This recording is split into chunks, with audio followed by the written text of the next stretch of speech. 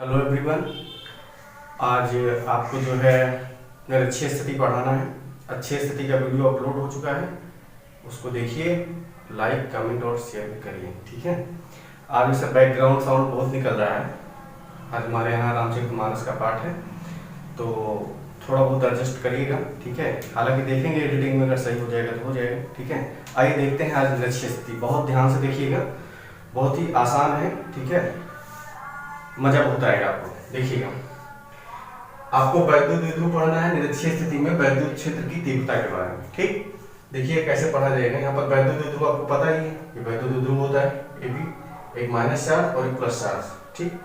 इन दोनों के बीच की डिस्टेंस कितनी होती है? 2L होता है। कितना होता है? 2L होता है, ठीक। O इसका सेंटर पॉइंट होता है। सेंटर पॉइंट से ही आधा इधर दूरी हो जाएगा, 2L है टोटल, तो आधा इधर हो जाएगा, कितना?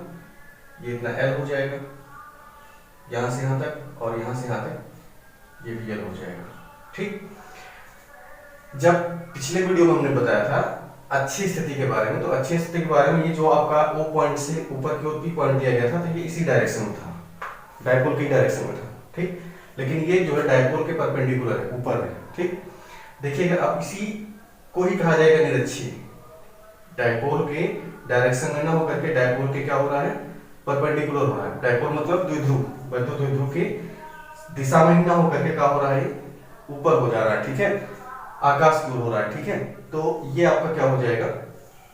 निरक्षीय स्थिति हो जाएगा, ठीक। अब ये जो पॉइंट P लिया गया है, निरक्षीय स्थिति में लिया गया है, इसी पॉइंट P पर ही आपको जो है इलेक्ट्रिक फील्ड इंटेंसिटी कैलकुलेट करना है, ठीक है। O से R दूरी हमने ले लिया, कितना है? ये इतनी दूरी जो है आपकी R है, ठीक। ये इतनी डिस्टेंस R है, ठीक। अब इसमें देखिएगा, O से P की दूरी हमने R ले ली है। अब इसके बाद हमको करना क्या है?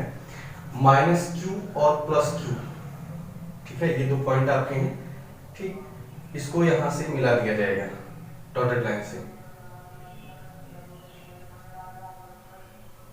इसको मिला दिया और इसको हमने ऐसे मिला दिया, ठीक। ये आपका डिस्टेंस हो गया BP और उसके बाद PA, ठीक। अब +Q चार्ज की वजह से यहां पर क्या इलेक्ट्रिक फील्ड इंटेंसिटी होगी? वो देखा जाएगा। -Q चार्ज की वजह से क्या होगा? वो देखा जाएगा। लेकिन पहले ज्योमेट्री देखते हैं इसका, क्या देखा जाए? ज्योमेट्री, ठीक। ज्योमेट्री मतलब ज्यामिति। ज्यामिति में देखिएगा, O से यहाँ A के बीच की दूरी जो है कितनी है? L है। और ये कितना है आपका? O से P कितना है? R है, ठीक। ये परपेंडिकुलर OP लाइन ली गई थी, तो यहाँ पर आपका जो एंगल बनेगा वो 90 डिग्री का बनेगा। अगर देखा जाए यहाँ से पूरा ऐसे मिलाया जाए इसको, इस लाइन को ऐसे, ठीक। तो ये आपका OA जो होगा यहाँ पर 90 डिग्री बनाएगा, इधर भी 90 डिग्री, इधर भी 90 डिग्री, ठीक। तो 90 डिग्री के सामने वाला जो होता है वो कर्ण होता है, ठीक। और कर्ण वाला साइड आपका निकल के आएगा आधार का स्क्वायर प्लस लंब का स्क्वायर और अंडर रूट लगा दिया जाएगा। कहने का मतलब इतना है कि ये वाली डिस्टेंस जो होगी R² प्लस L² हो जाएगी, ठीक। ये हो गया आपका लंब और ये हो गया नीचे वाला आधार, ठीक। इसका स्क्वायर ले लीजिएगा। कर्ण का स्क्वायर बराबर आधार का स्क्वायर प्लस लंब का स्क्वायर होता है, अंडर रूट लग जाएगा, ठीक। जो डिस्टेंस इधर इतना निकल के आया वही डिस्टेंस इधर भी होगा, यानी कि इधर भी आपका हो जाएगा R² प्लस L², ठीक। PB और PA दोनों में क्या है? बराबर है। दोनों में क्या है? बराबर है, ठीक।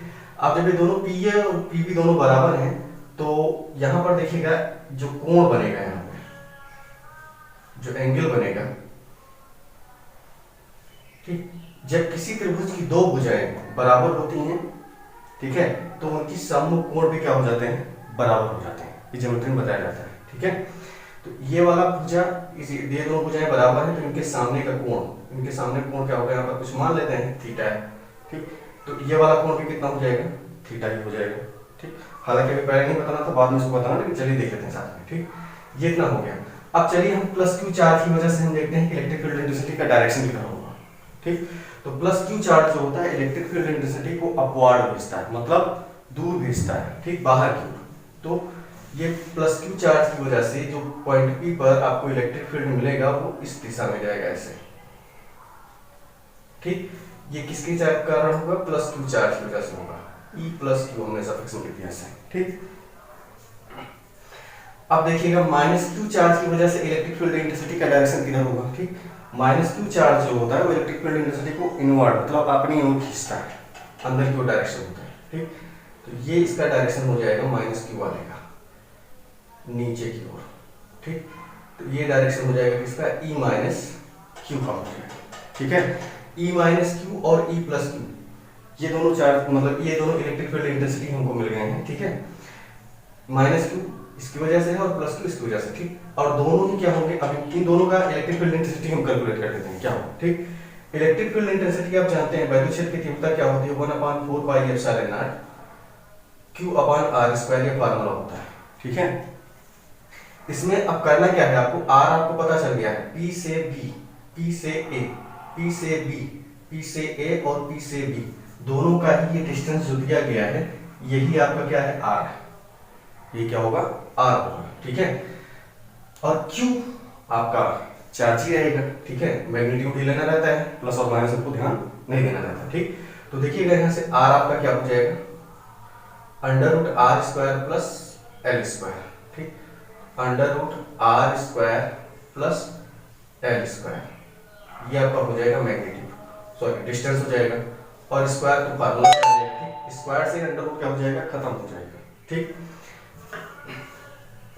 अब ये आपका क्या हो जाएगा, 1/4 pi epsilon not Q/,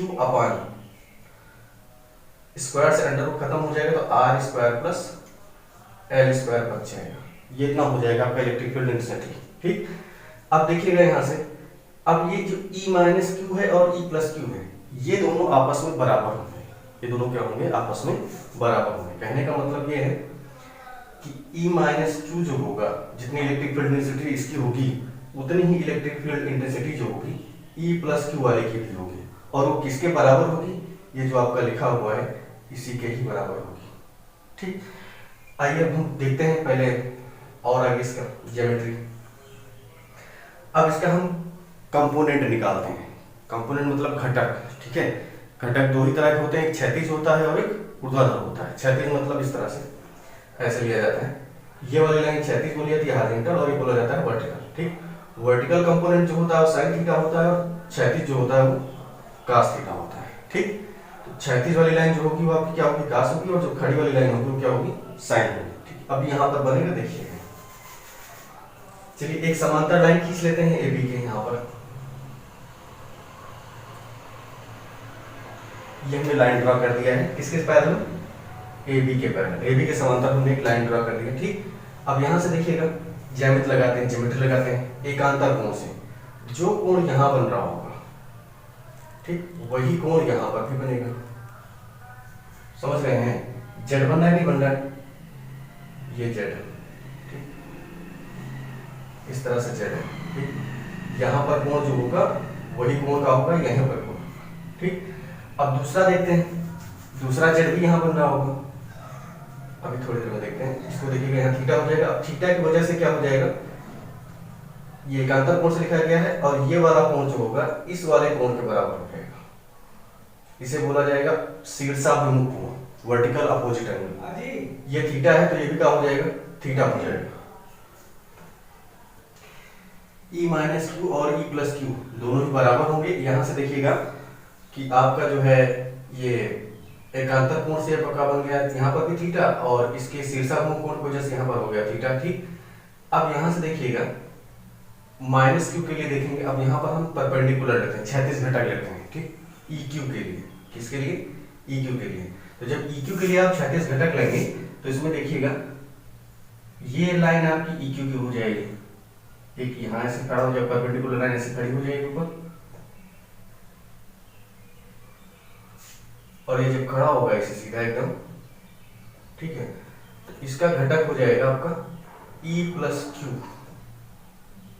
sine theta, मतलब EQ प्लस क्यू के लिए जो है EQ साइन थीटा बन जाएगा। उसके बाद देखिएगा यहाँ पर क्या बनेगा, ये वाली लाइन क्या होगी, क्षैतिज वाली, क्षैतिज वाली हो जाएगी आपकी E plus Q cos theta. अब ठीक यही काम करना है E माइनस क्यू के लिए हमको। जब E माइनस क्यू के लिए जब काम करेंगे आप देखिएगा E माइनस क्यू, यहाँ से भी हम वर्टिकल कंपोनेंट लेते हैं, ये वाला लाइन देखिएगा नीचे की ओर, ये आपका ऊर्ध्वाधर घटक हो जाएगा, ई माइनस क्यू के लिए, तो इसे लिखा जाएगा ई माइनस क्यू साइन थीटा, और इसके लिए आपका 36 घटक हो जाएगा, थोड़ा आगे बढ़ा लेते हैं इसे, इसके लिए हो जाएगा आपका ई माइनस क्यू कॉस थीटा। ये इतना हो जाएगा। अब देखिएगा यहां से आपका ई माइनस क्यू साइन थीटा और ई प्लस क्यू साइन थीटा, ये दोनों आपका वर्टिकली अपोजिट है, ऊर्ध्वाधर जो है उल्टा लिखा हुआ है, ठीक है। तो वर्टिकली अपोजिट जो इलेक्ट्रिक फील्ड इंटेंसिटी होती है वो एक दूसरे से कैंसिल हो जाती है, ठीक। मतलब लंबवत जो ऊर्ध्वाधर घटक लिखे गए हैं छेद की तीव्रता के, वो एक दूसरे से क्या हो जाएंगे, घटक हो जाएंगे, तो कैंसिल हो जाएंगे। फिर उसके बाद देखिएगा क्या होगा, ये आपका ई प्लस क्यू और ई माइनस क्यू एक ही लाइन पर ड्रा हो रहा है और एक ही डायरेक्शन में, एक ही लाइन पर ड्रा हो रहा है और एक ही लाइन पे क्या है, बन रहा है, और एक ही लाइन पे क्या है इनका डायरेक्शन, मतलब एक ही दिशा में है। तो ये दोनों क्या हो जाएंगे, जुड़ जाएंगे ज्योमेट्री से, ठीक। सदिश योग कर लिया जाएगा इनका, ठीक। अब देखिए क्या होगा, आपका परिणामी तीव्रता जब लिखी जाएगी इनकी, परिणामी तीव्रता जब हम लिखेंगे, टोटल ई आपका क्या हो जाएगा, ई प्लस क्यू हो जाएगा और प्लस ई माइनस क्यू हो जाएगा, ठीक। अब ई प्लस क्यू और ई माइनस क्यू आपका है क्या, ये भी कास थीटा में है और ये भी क्या है, कास थीटा में है। साइन वाला क्या हो जाएगा, कैंसिल हो जाएगा, तो ये हो जाएगा आपका E plus Q cos theta, E minus Q cos theta, ठीक। अब चूंकि आपको पता है कि ई प्लस क्यू और ई माइनस क्यू दोनों ही क्या है, बराबर है, इक्विवेलेंट है, ठीक। और वो किसके हैं, ई के बराबर हमने मान लिया है ऐसे, ठीक है। तो देखिएगा ई प्लस क्यू और ई माइनस क्यू जहां जहां लिखा है वहां पर हम ई कर दे रहे हैं, ई कास थीटा, ई कास थीटा। अब देखिएगा ई कास थीटा हम जोड़ लेंगे, तो जोड़ करके क्या हो जाएगा, 2e कास थीटा, ठीक। इसको हम यहां से ई डैश मान लेते हैं, तो आप कैंसिल कर देंगे, ठीक है, डबल डबल ई हो जाएगा, ठीक। कैंसिल करना बहुत जल्दी आता है आप लोगों को, ठीक है। या देखते हैं कि, तो यहां से देखिएगा 2e, ई की वैल्यू आपको पता है कितना है, ये दिया हुआ है, ठीक। तो ई की वैल्यू आप लिख लेंगे 1/4 pi epsilon not q upon r square plus l square, ठीक। अब उसके बाद देखिएगा ये 2 दिया हुआ है, तो 2 को हम इसी के साथ सेट कर दे रहे हैं, इंटू या 2q लिख दे रहे हैं यहाँ पे, और उसके बाद एक कास थीटा हमने साइड में लिख दिया, ठीक। ये कास थीटा यहाँ पे लिख दिया है, 2e के साथ, e की वैल्यू ये इतनी हो गई, 2 बच रहा था तो 2 को हमने q के साथ एडजस्ट कर दिया, ठीक। अब उसके बाद देखिएगा क्या करना है, अब उसके बाद निकालना है वो कास थीटा। कास थीटा कैसे निकाला जाएगा, यहाँ पर भी ज्योमेट्री यूज की जाएगी, ठीक। आसान है, ठीक है। वीडियो को 2-3 बार रिपीट करके देखिएगा, बहुत अच्छा लगेगा आपको, सब बहुत बेहतरीन समझ में आएगा, ठीक है। कोई भी डेरिवेशन हो तो उसे वन टाइम तो समझने में नहीं, मतलब देखने में टाइम देना चाहिए, और दूसरी टाइम जो है उसको समझने में देना चाहिए, और थर्ड टाइम जो है खुद से ट्राई करना चाहिए, और जब आप फंसे तो वीडियो स्टार्ट करके फिर से देखिए, ठीक। देखिएगा अब कास थीटा हमको निकालना, स्टेप देखते रहना है बस, ठीक। स्टेप, लास्ट स्टेप आपका ये कास थीटा निकालना है। कास थीटा कैसे निकाला जाएगा, आपको पता है कास थीटा क्या होता है, लाल बटे कक्का सी पीबीपी अपान एचबीए से, ठीक है। तो आपका लाल बटे कक्का में आधार बटा कण, कास थीटा क्या होता है, आधार बटे कण, 1/4 pi epsilon naught 2q upon r square plus l square. आधार आपका क्या हो जाएगा, a, और कण हो जाएगा q, ठीक। तो कण आपको पता है कितना है, ये दिया हुआ है, ठीक। जो आपकी ये लाइन है पीए या पीबी, कोई भी एक लाइन लिख लीजिए आप, ठीक है। तो पीए या पीबी हम कुछ भी लिख सकते हैं, ठीक? आधार में आपका, ठीक। तो पीए हमने, सॉरी, आधार आपका क्या हो जाएगा, आधार आपका ये वाला ए ओ लिख लीजिए, चाहे ओ बी लिख लीजिए, कोई एक लिखा जाएगा, दोनों नहीं लिखेंगे, ठीक। तो आधार आप देख रहे होंगे कितना है, एल है आपका, ठीक। और कण आपको पता है कितना है, √r square plus l square, √r square plus l square, ठीक। अब देखिएगा आपका ये 2l और उसके बाद ये q मिलकर के आपका क्या बन जाएगा, इलेक्ट्रिक डायपोल, q Q और डुअल का मल्टीप्लाई किसके बराबर होता है? P के बराबर होता है। ठीक, 1/4πε0 ये आपका हो जाएगा किसके बराबर? P हो जाएगा ये पूरा ऊपर वाला, और नीचे हो जाएगा r² + l², और अंडर रूट का मीनिंग होता है 1/2, और यहाँ पर पावर 1 दिया है तो पावर 1 यहाँ मल्टीप्लाई है तो मल्टीप्लाई पावर ऐड होता है। 1/2 + 1 कितना हो जाएगा? 2 × 2 एंड 1 ये 3/2 हो जाएगा। ठीक, तो r² + l² की पावर कितना हो जाएगा? 3/2 टोटल। ठीक, ये आपका e' टोटल निकला है। ठीक है, परिणामी तीव्रता निकालना है। ठीक, अब देखिएगा क्या करना है आपको, वही काम करना है जो पिछले वीडियो में किया गया था। r और l में मेजरमेंट देखना है, कौन छोटा है कौन बड़ा है। ठीक, तो r देखिएगा इतना बड़ा दिख रहा है हमको इस नापने से। ठीक, और l हमारा इतना छोटा दिख रहा है। ठीक, तो यहाँ से हम लिखेंगे r is greater than l। ठीक, then after r² is very very greater than l²। r² की वैल्यू जो होगी वो l² से क्या हो जाएगी? और ज्यादा बड़ी हो जाएगी। ठीक, तो l² को हम क्या कर देंगे? छोड़ देंगे, मतलब नगण्य मान लेंगे या 0 कर देते हैं। ठीक, फिर उसके बाद देखिएगा आपका e' क्या हो जाएगा? e' क्या हो जाएगा आपका? 1/4πε0 हो जाएगा। ठीक, p आपका ऐसे रहेगा। उसके बाद देखिएगा ये कैंसिल हो गया, r² बचेगा, 3/2 बचेगा, तो ये और ये 2 कैंसिल हो जाएगा। पावर का पावर से मल्टीप्लाई होता है, घातों का घातों से गुणा होता है। जब गुणा करेंगे तो 2 से 2 का हो जाएगा हमारा कैंसिल हो जाएगा, केवल 3 बचेगा, r की पावर 3 हो जाएगा। ठीक, अब देखिएगा आपका ये e' निकाला है। ठीक है, e' इक्वल टू क्या हो गया आपका? 1/4πε0 p/r³ हो गया। ठीक, अगर इसका वेक्टर फॉर्म लिखा जाए तो वेक्टर फॉर्म कैसे लिखेंगे? वेक्टर का रूप कैसा होगा? वेक्टर रूप कैसा होगा? E vector. ठीक, ई वेक्टर देखिएगा इसका डायरेक्शन तो मान लीजिए इधर की ओर है, और डायपोल का डायरेक्शन किधर है? इधर की ओर होता है, माइनस से प्लस की ओर होता है, और इसका डायरेक्शन किधर है? प्लस से माइनस की ओर, मतलब अपोजिट में है, उल्टा है। ठीक, उल्टा होने की वजह से यहाँ पर इसके पास जो है माइनस का सिंबल लगाया जाएगा। यहाँ पर हम माइनस रख देंगे और p के ऊपर वेक्टर लगा देंगे, अपान में r³ लिख देंगे। ये आपका हो गया वेक्टर रूप। ठीक, अब आपसे कहा जाए जो आपने पढ़ा है पीछे कि अच्छी स्थिति का जो वैद्युत क्षेत्र की तीव्रता है डायपोल के लिए, वैद्युत द्रव्य के लिए, और निरक्षीय स्थिति के लिए वैद्युत क्षेत्र की तीव्रता आपने निकाली है, उन दोनों में रिलेशनशिप क्या है? ठीक, तो देखिएगा अच्छी और निरक्षीय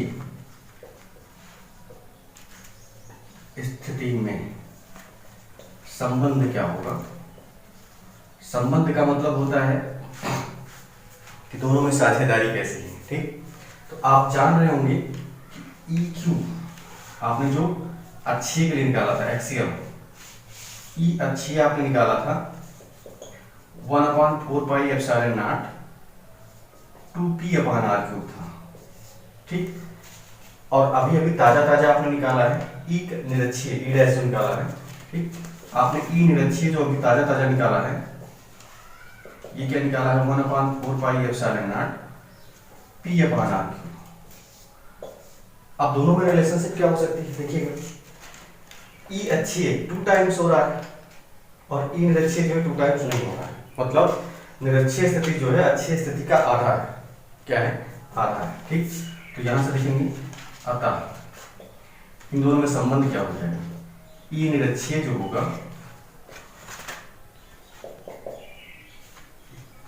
ये बराबर हो जाएगा ई अक्षीय के आधा के, मतलब /2 हो जाएगा। ये दोनों में रिलेशनशिप हो जाएगा। ठीक, आज के लिए इतना ही, आगे के वीडियो में तब देखा जाएगा।